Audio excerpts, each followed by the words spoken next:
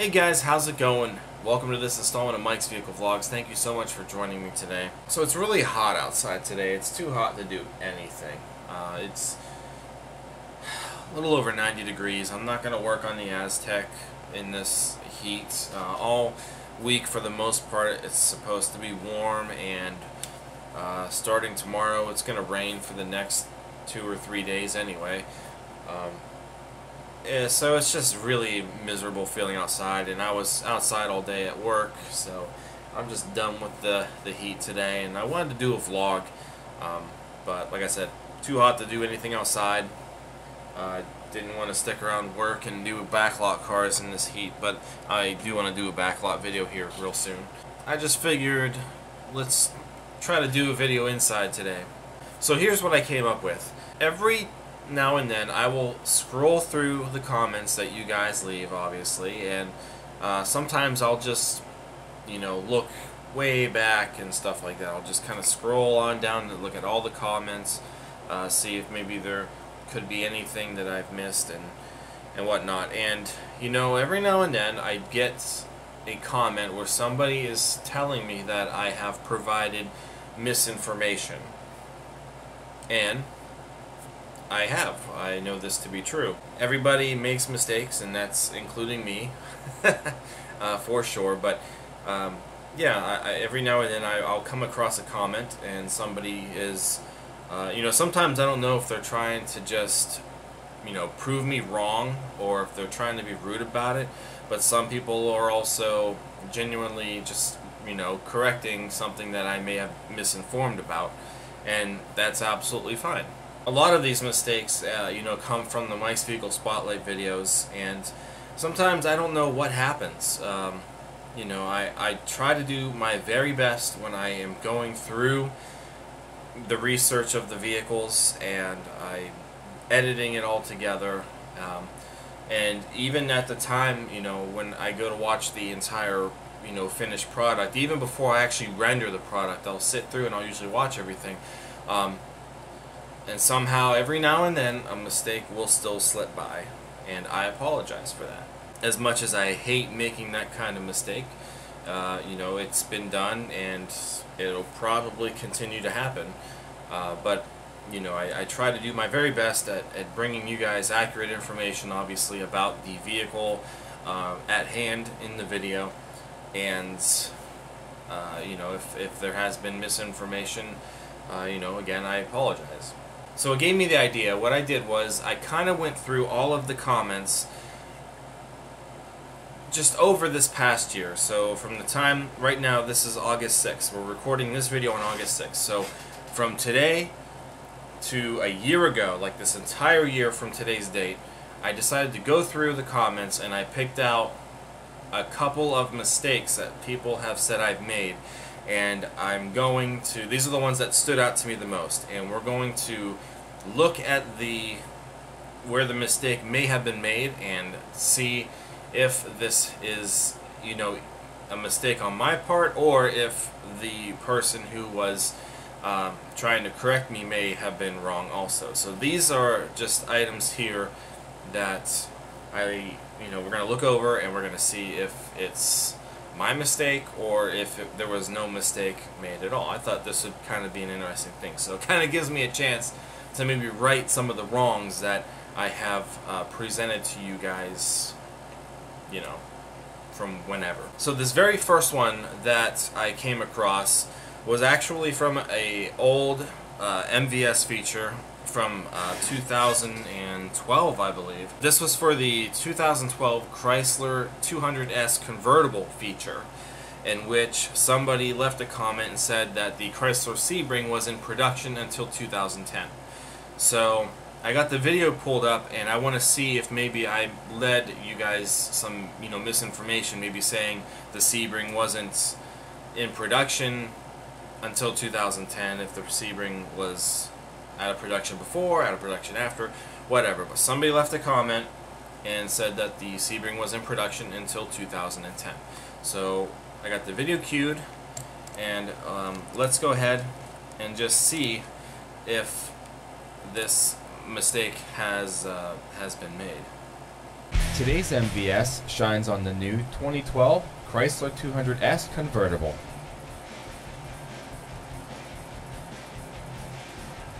The Chrysler 200 debuted for the 2011 model year as a replacement for the Chrysler Sebring. A convertible version of the 200 was made available in early 2011, along with its four-door sedan counterpart. The S model is the top-of-the-line 200 model and features more sport-style characteristics.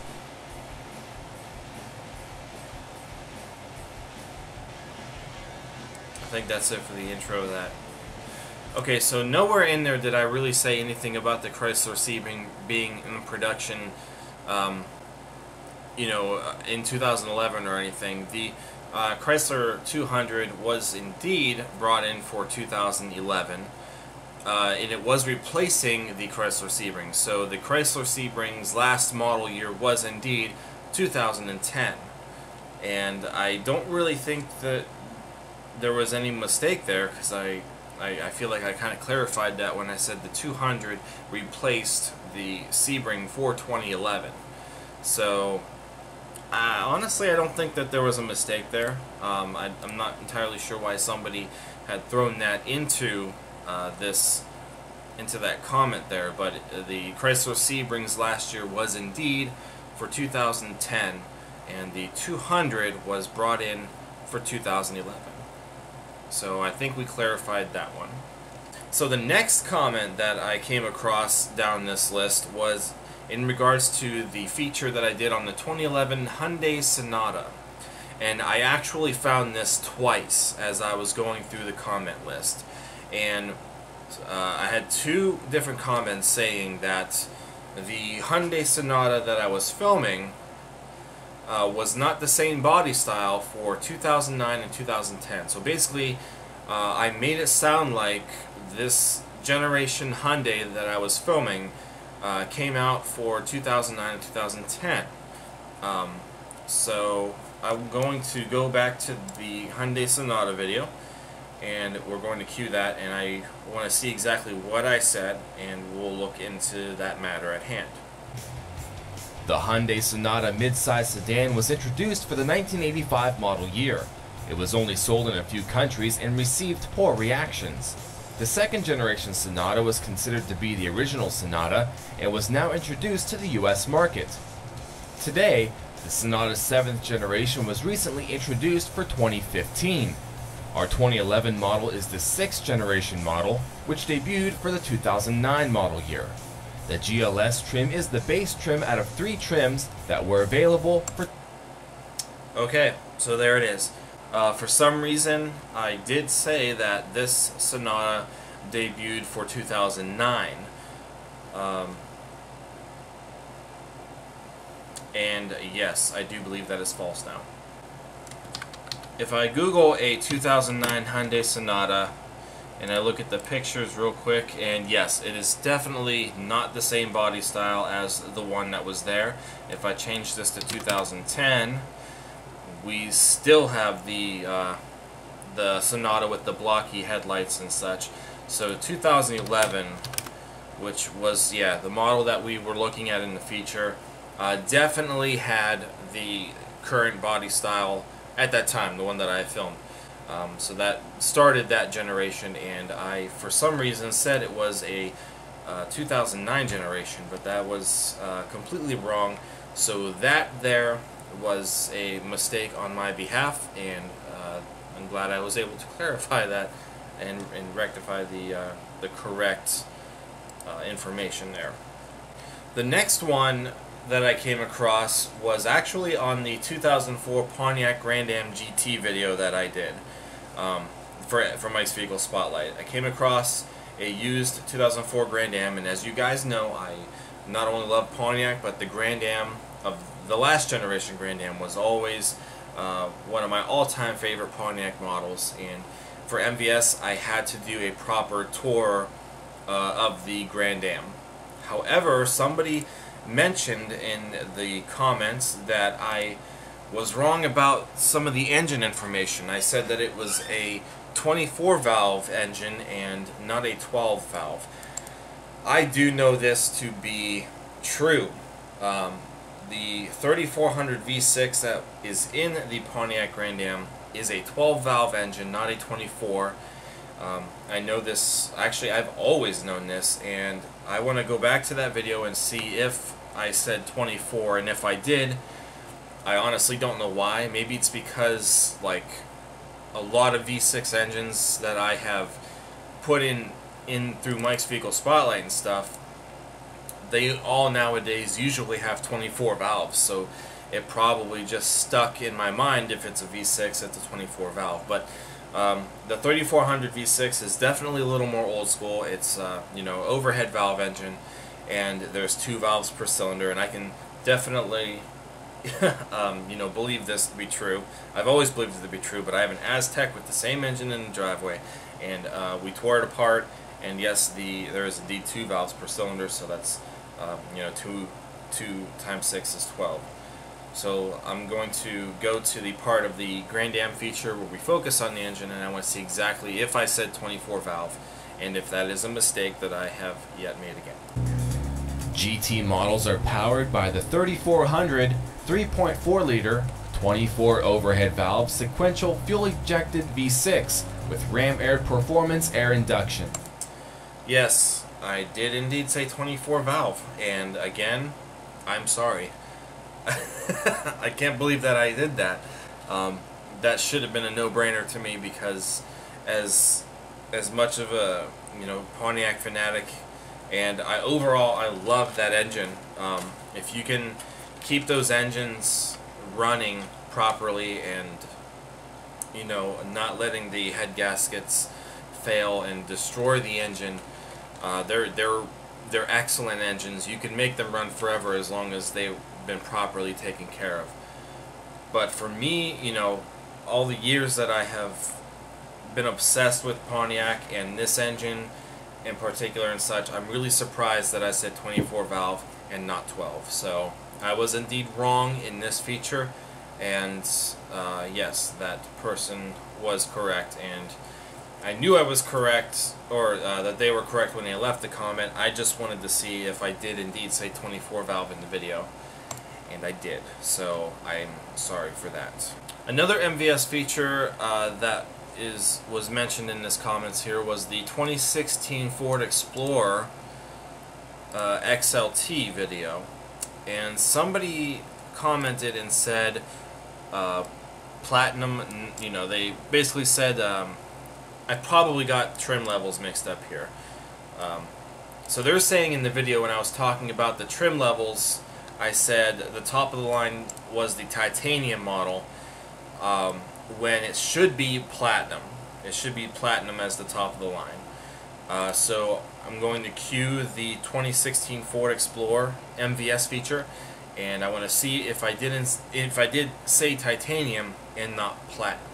The Ford Explorer, I do know, does not come in a titanium model, but a platinum model is available as the top of the line, and I probably just for some reason got the two confused, because platinum, titanium, you know.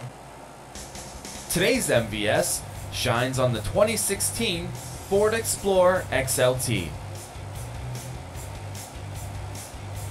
The Explorer made its debut for the 1991 model year as a replacement for the Bronco 2.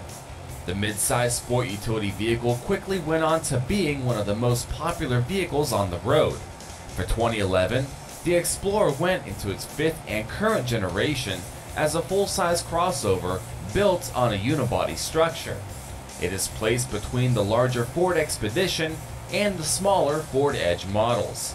2016 introduces an updated version of the current 5th generation Explorer, which includes some styling changes, power plant changes, and the addition of a top-of-the-line titanium model. So I did indeed say titanium and not platinum, so that's another mistake that I did make. Again, probably just confused the two trims. They're both really high up trims, and yeah. So again, the Explorer, top of the line Explorer, is not a titanium. It is indeed a platinum model. Another mistake, I apologize. The next one on the list that I came across was actually not a MVS feature, but I did a small walk-around tour on a 2000 Oldsmobile Alero that my stepsister had acquired, and because at the time it was in such excellent shape, and I did a video on it. But somebody pointed out that I said that it had a dual exhaust. Now, the Alero I know has 2 exhaust outlets on the back of it. So I'm not quite sure what they mean. They probably meant that it doesn't have 2 actual exhaust pipes leading to the back. The Alero would have 1 exhaust pipe going to the muffler, and the muffler has 2 outlets. So I bet that's probably what they're trying to correct me on.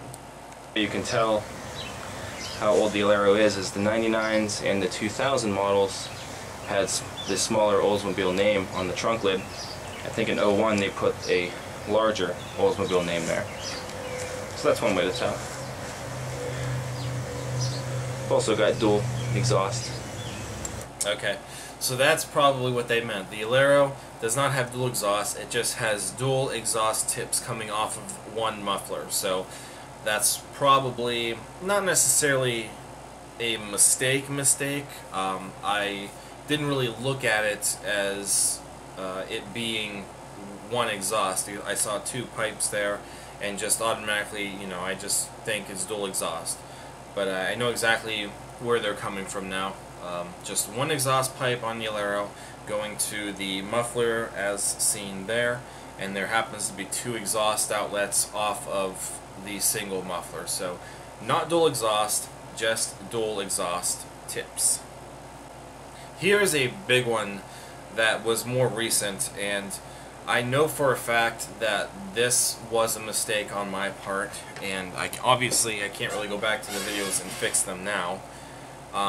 But I think I did it on both of the videos that I made on the 2018 Ford EcoSports.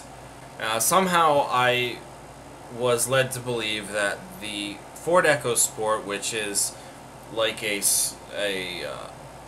SUV version of the Ford Fiesta, kind of built off the same platform and stuff. But I was led to believe, because it was built off of the Fiesta's platform, that the EcoSport has the same 6-speed power shift dual clutch transmission, and I was proven wrong. Not necessarily, I think this comment actually came up a couple of times, but the EcoSport here in the States does not have the dual clutch transmission. It has just a regular 6-speed select shift transmission. The EcoSports over in Europe and such, they still use the dual clutch transmissions, but because the dual clutch transmission was frowned upon in the Focus and the Fiesta over here in the States, Ford did not put the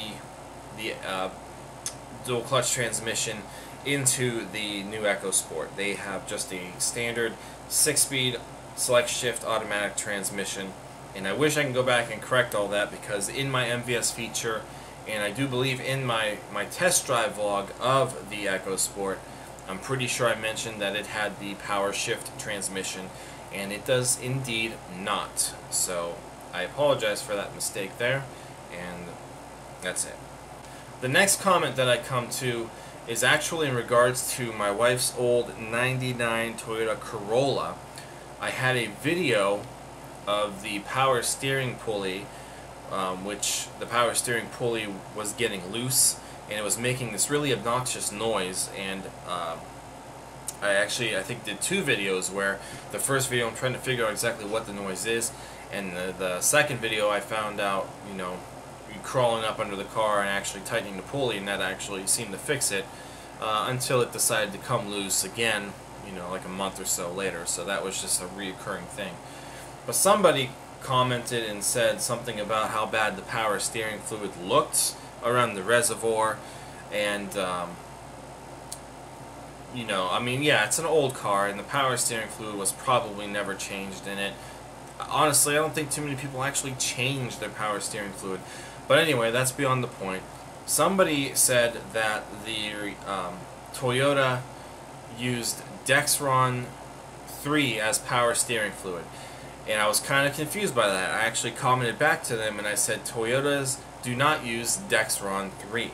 Well, I'm going to find out. So I pulled out the owner's manual that I still have for the long gone Toyota Corolla, and I want to see if it does say in this manual that the Toyota can use Dexron 3 transmission fluid. Alright, checking power steering fluid.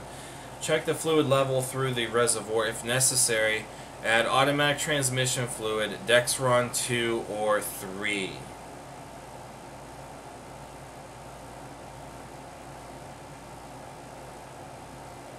Okay. So it does say right there that you can use Dexron 2 or Dexron 3 as power steering fluid for the 99 Corolla. The proof is here now.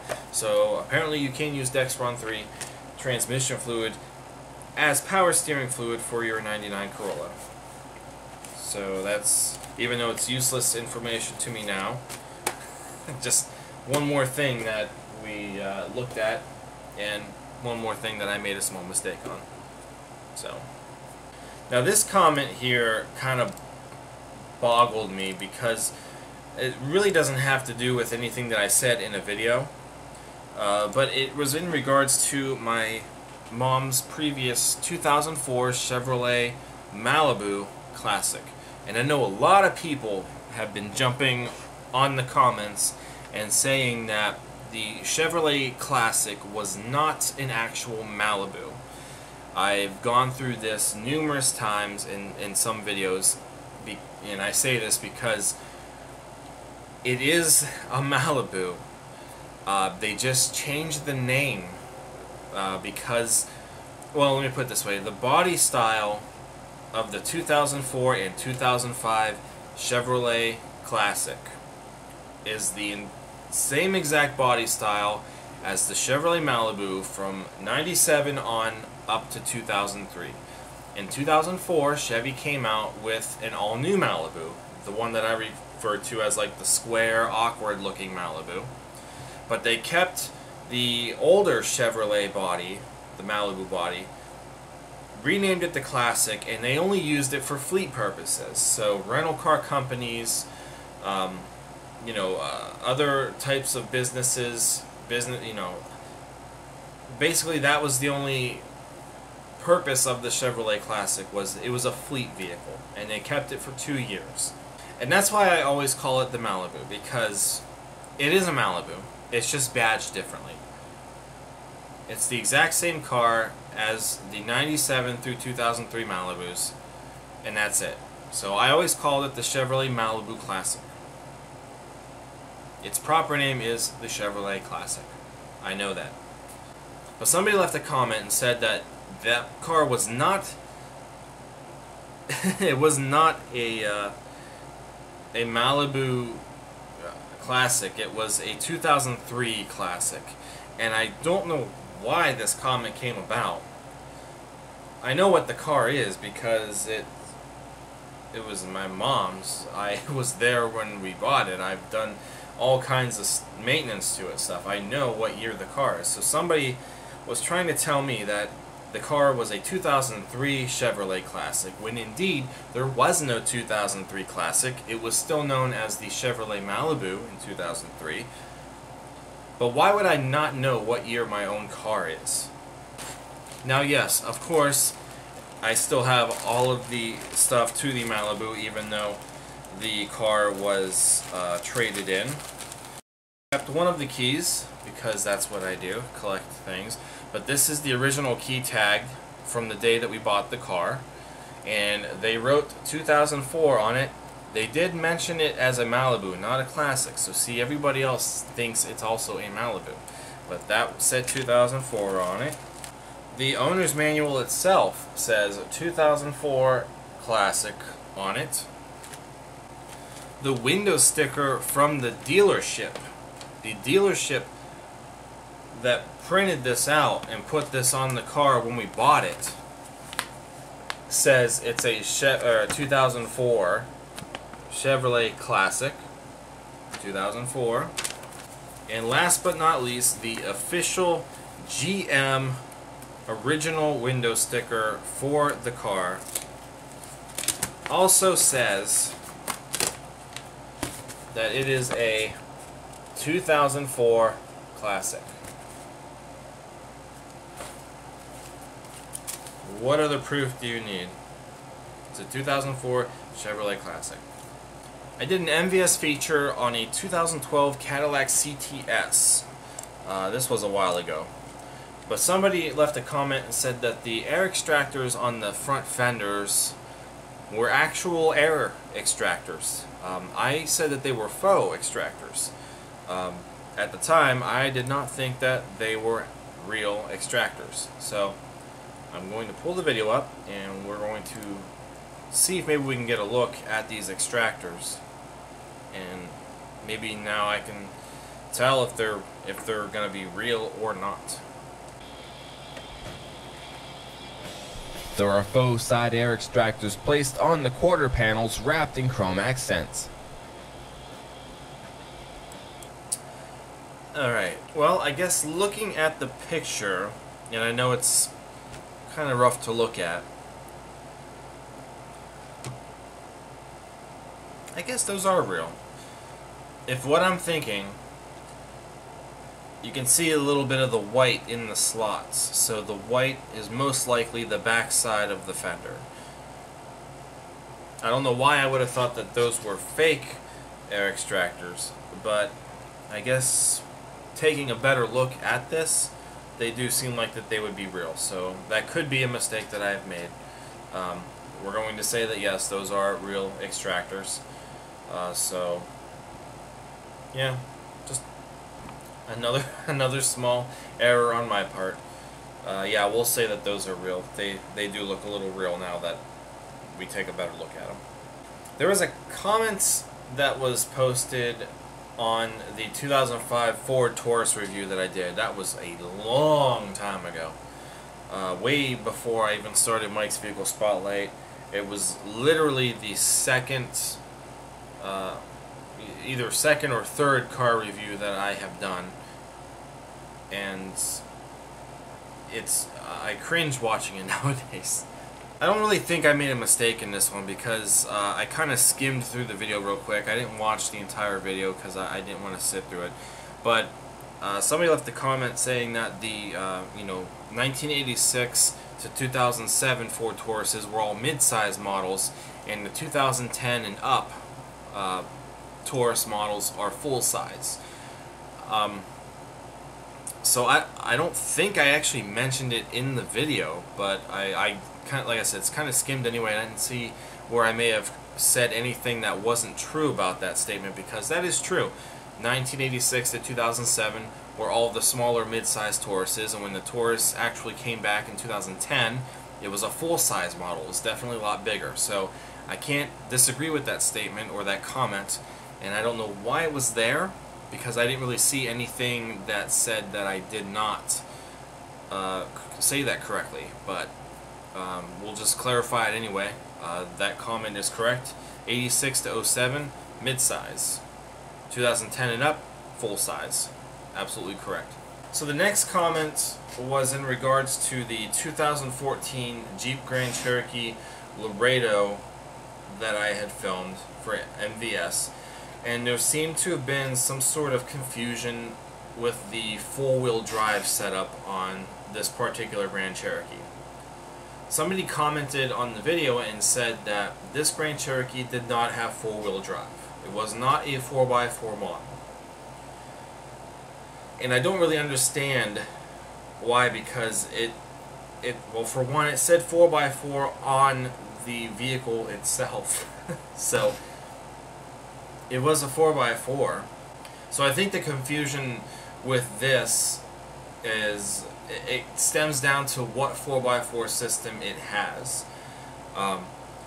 I think they were going off the fact that the inside of this Grand Cherokee did not have any kind of shift lever for a four-wheel drive system. There were no levers, or there was no switches or anything to engage the four-wheel drive system like a lot of Grand Cherokees might have. But again, this is a Laredo, so it was one of the lower end Grand Cherokees, and probably didn't have the the higher 4x4 system. So on my laptop, I did always done research on my cars and stuff. I do believe I still have the downloaded Windows sticker for this Grand Cherokee, and I'm going to pull it up if I still have it on here, and I'll show you guys exactly what four-wheel drive system this Grand Cherokee had. Okay, I still have it. So that was the 2014 Jeep Grand Cherokee Laredo E 4x4. It was the billet silver metallic clear coat. Had the 3.6 liter V6 engine, 8-speed automatic transmission, and it had the QuadraTrack 1 four-wheel drive system, and that's what it says, QuadraTrack 1 4WD system. So I think that system was more so kind of like an automatic engage four-wheel drive system. It was a system that you can't really lock into four-wheel drive. It all has to be, if there happens to be any kind of slippage or anything, traction gets sent to the wheel for better traction. So that right there, I think that's where the confusion came from. But this was the window sticker for that particular Jeep, and yeah, QuadraTrack 1 four-wheel drive system. That's what's on the window sticker right here. And in optional equipment, there is no other optional four-wheel drive system listed. So yeah. So I think that's where that stemmed from, was just confusion about the type of four-wheel drive system it was, only because it didn't have any kind of lever or switch to engage it. Alright, and last but not least, I found one more comment that really kind of threw me off, but it was from one of the earliest MVS features that I did. It was within the first year, and it was for the 2008 Pontiac G8. And apparently I said it had a 100 mile/hour speedometer. I know for a fact that's not true, because it's a G8. Why would it have a 100 mile/hour speedometer? The speedometer would have to be way higher than 100 miles an hour. So let's go to that video, and I want to see what I may have said. The driver sits in front of a simple gauge cluster that offers a 100 mile/hour speedometer and 8,000 RPM tach, and gauges for your coolant temperature. Driver sits in front of a simple gauge cluster that offers a 100 mile/hour speedometer. I said 100 and mile. I probably meant to say 180. For some reason I didn't say the 80 part, but you can tell that I didn't even say it right, so something... The driver sits in front of a simple gauge cluster that offers a 100 mile/hour speedometer and 8,000 RPM tach. I made this video in 2011. You would think that I would have noticed, definitely, watching it as many times as I may have, that I would have said, I would have realized that I said 100 and not 180. So, yeah, I think that was just lack of concentration or something as I was recording the narration. Who knows? Alright, well that sums it up, guys. So, like I said, I went through an entire bunch of comments from a whole year's worth of comments, and picked out all of those mistakes that were claimed to have been made by myself, and we evaluated them, and yeah, indeed, I did make many mistake. I'm human just like everybody else, and as much as I try to make all of these videos, perfect as best as I can, unfortunately they don't all end up like that. So, But that kind of gave me a chance there to look at those and see what happened, where I went wrong, and to get the facts straight. Anyway, so that's it. That's all I got. If you guys enjoyed this, don't forget to give it a thumbs up. Don't forget to comment. Don't forget to subscribe. Also, check out teespring.com/store/Mike's Vehicle Spotlight for all of your MVS and vlog merchandise. That's all I got for today, guys. I will see you next time. So thank you very much for watching, and take care.